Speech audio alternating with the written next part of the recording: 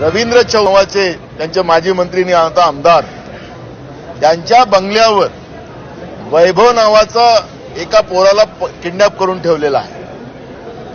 9 कोटी रुपये गायब झाले.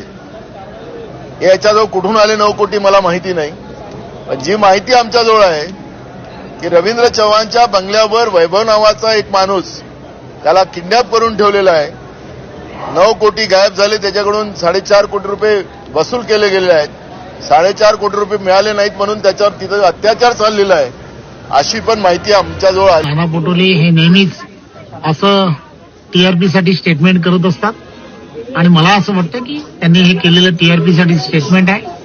काही दिवसापासून कंटिन्यू वर्तमानपत्रांमध्ये आणि मीडियामध्ये भारतीय जनता पार्टीचा प्रमुख पदा म्हणून मला मिळणार आहे असं जेव्हापासून माहीत पडलं तेव्हापासून अशा काही गोष्टी आहेत